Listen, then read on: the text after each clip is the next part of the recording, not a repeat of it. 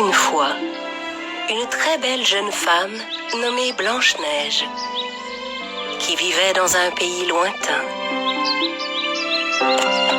Un jour, Blanche-Neige alla se promener dans les bois avec son fidèle cheval Prégo. Au bout d'un moment, comme Prégo était un peu fatigué, ils s'arrêtèrent pour se reposer sous un arbre. En s'asseyant, Blanche-Neige remarqua qu'il y avait de jolies fraises des bois juste à côté. Et elle se leva pour en cueillir.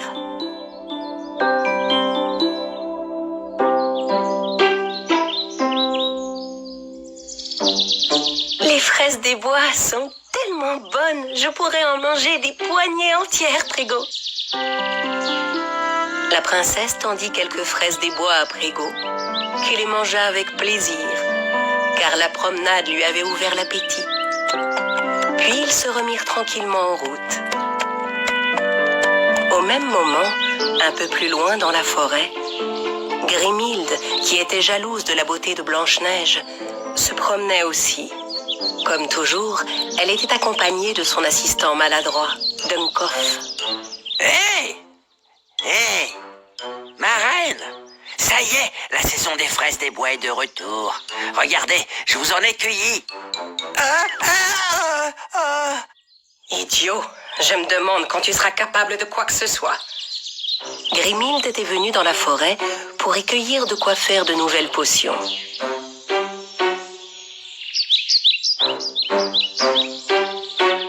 Et un peu de cette herbe, ce sera parfait. Tiens-moi ça.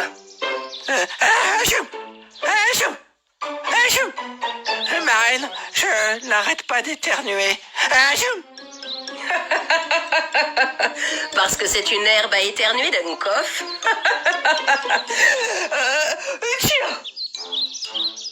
Grimhilde se protégea des effets de l'herbe à éternuer avec un petit geste magique. Tandis que Dunkoff, lui, continuait d'éternuer.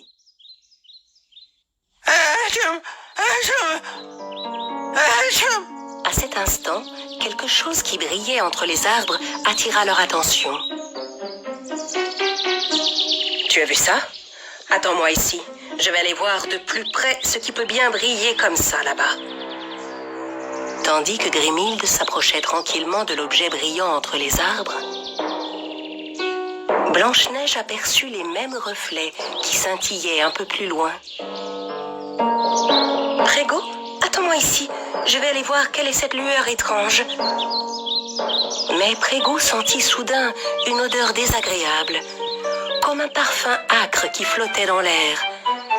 Et il essaya de retenir Blanche-Neige. Ne t'inquiète pas, Prégo, il ne va rien m'arriver. Je vais juste jeter un œil. D'un côté, Blanche-Neige, de l'autre, la méchante Grimhilde, s'approchaient peu à peu de la lueur. Et en arrivant plus près de l'objet, elles se rendirent compte qu'il s'agissait d'une couronne en or. Une couronne en or? Hein? Ça alors? Encore toi, Blanche-Neige? Grimhilde? Grimhilde réagit plus vite que Blanche-Neige et s'empara de la couronne. C'est ma couronne, compris? Elle est à moi. Personne ne me la prendra. Non, Grimhilde, c'est une couronne royale magique. Seule une vraie princesse peut la porter. Quelle règle stupide! Se moquant des mises en garde, Grimhilde plaça la couronne sur sa tête. Mais rien ne se produisit. La couronne ne lui allait même pas. Eh bien, ça prouve seulement que c'est une simple couronne très ordinaire. Majesté, c'est parce que vous n'êtes pas une princesse, je crois. Comment? Répète un peu. Il a raison, Grimhilde. C'est une des règles du livre des princesses. Seule une vraie princesse peut utiliser les pouvoirs de cette couronne.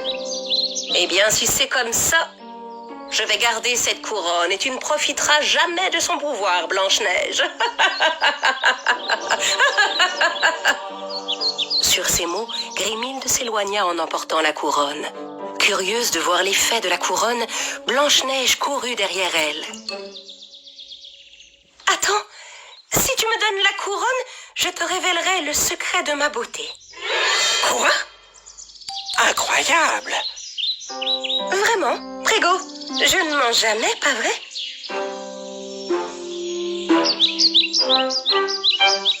Grimhilde désirait plus que tout au monde connaître le secret de la beauté de Blanche-Neige. Très bien, c'est d'accord. Mais ça ne va pas être facile de gagner cette couronne. Avec le petit miroir magique qu'elle gardait dans sa poche, Grimhilde fit apparaître 3 boîtes identiques.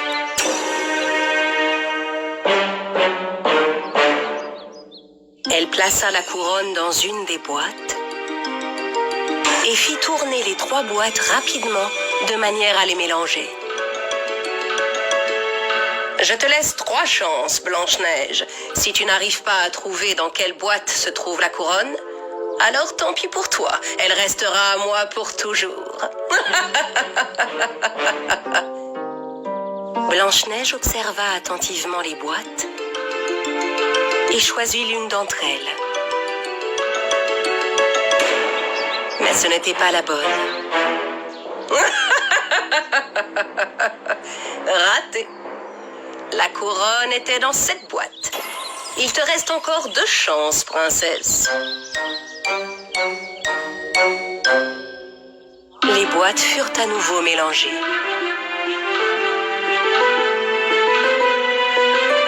Cette fois, la princesse fit bien attention de suivre des yeux la boîte avec la couronne. Quand les boîtes s'arrêtèrent de tourner, elle fit son choix. Mais elle s'était encore trompée.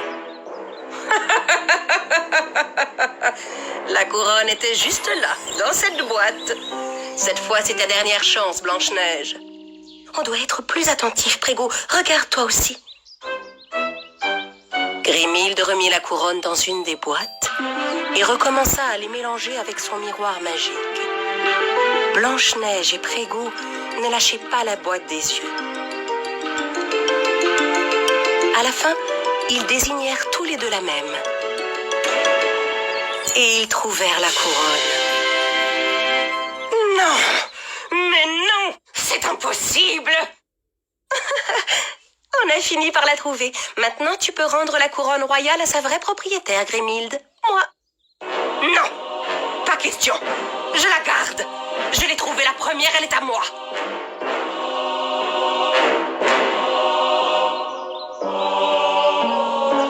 Grimhilde reprit la couronne et lança une branche d'herbe à éternuer vers Blanche-Neige.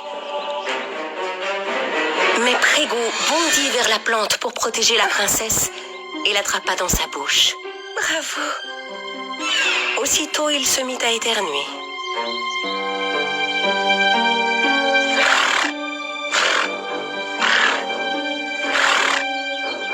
Prégo, tu devrais manger des fraises des bois. Je pense que ça te ferait du bien. En regardant autour de lui, Prégo aperçut les fraises des bois que Dummkopf tenait dans sa main. Il se précipita vers lui, renversa le vieil homme et mangea toutes les fraises. Achou! C'était ces fraises qui m'empêchaient d'éternuer. Achou! Tu dois tenir ta promesse, Grimhilde, sinon...